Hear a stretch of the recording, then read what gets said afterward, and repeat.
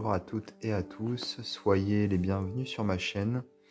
Alors aujourd'hui, je vous présente l'oracle Universal Folk qui a été créé par Anita Inverarity. Alors ce jeu est paru chez US Games System, c'est un éditeur américain, donc le jeu est en anglais. Et il est paru donc cette année, il me semble, ouais, en 2021. Pourtant, je vois qu'ici le copyright date de 2020, mais le jeu est bien paru en 2021 cette année. Donc c'est un jeu qui est composé de 44 cartes et d'un livret de 68 pages. Alors la différence entre le copyright et la réelle date de sortie, ça dépend sûrement du moment où ils ont eu les droits pour le jeu, etc. Ou alors peut-être que le jeu a été retardé aussi, c'est tout à fait possible. En tout cas, il est bien paru en 2021, enfin il me semble.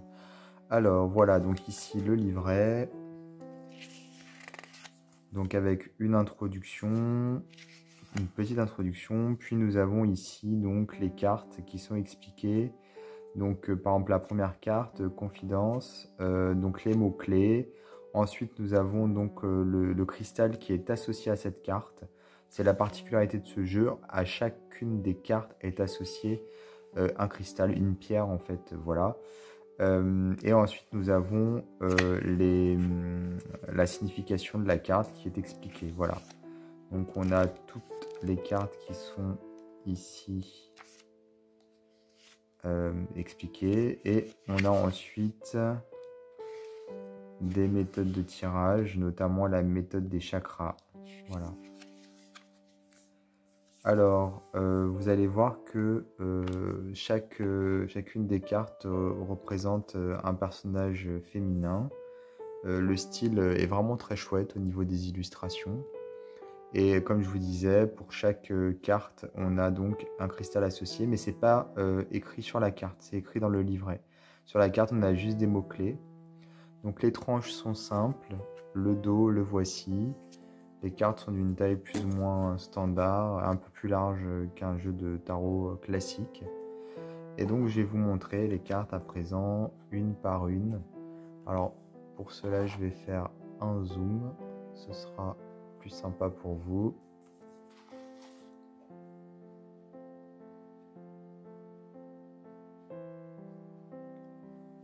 Voilà.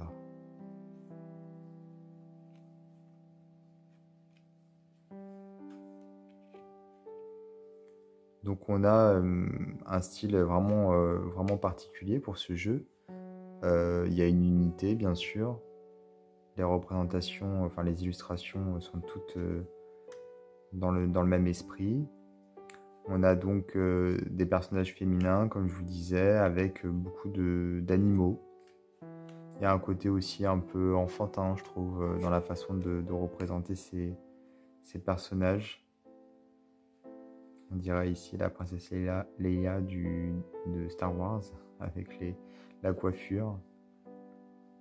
C'est amusant. Ouais, donc on a le nom de la carte, puis des mots-clés en dessous pour nous permettre d'interpréter la carte.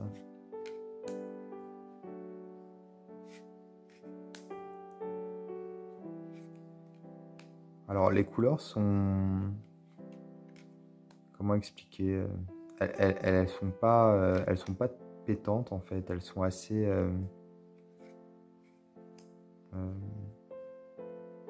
assez discrète, je trouve. Et à côté de ça, on a quand même beaucoup de couleurs. On n'a pas l'impression, mais il y a beaucoup de couleurs, sachant qu'effectivement, sur chacune des cartes, on a une dominante à chaque fois. Et voilà, on a aussi pas mal de symboles, hein, comme on peut le voir ici avec le serpent, la lune, le perroquet, les plumes. Bon, voilà, on a beaucoup de travail sur ces cartes, je pense.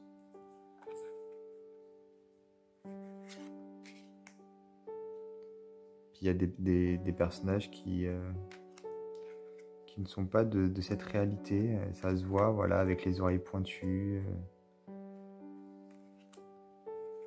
Ce sont un peu comme des elfes, des fées, mais ils sont représentés d'une manière peu habituelle.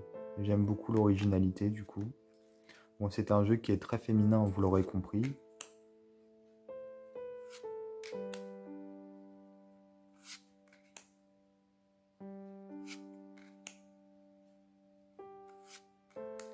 Souvent les personnages sont de profil, mais pas forcément sur toutes les cartes. J'ai l'impression que chaque personnage a son animal totem qui l'accompagne, ou ses animaux totems quand il y en a plusieurs. Et la lune est omniprésente, hein, quasiment sur toutes les cartes, mais c'est normal effectivement puisque la lune c'est un symbole de féminité. Donc voilà la dernière carte, la 44. Le dos, je vous le remontre. On peut tirer les cartes droit à l'endroit ou à l'envers, voilà. Mais il ne me semble pas que le livret fasse mention d'une différence d'interprétation. Je vais regarder.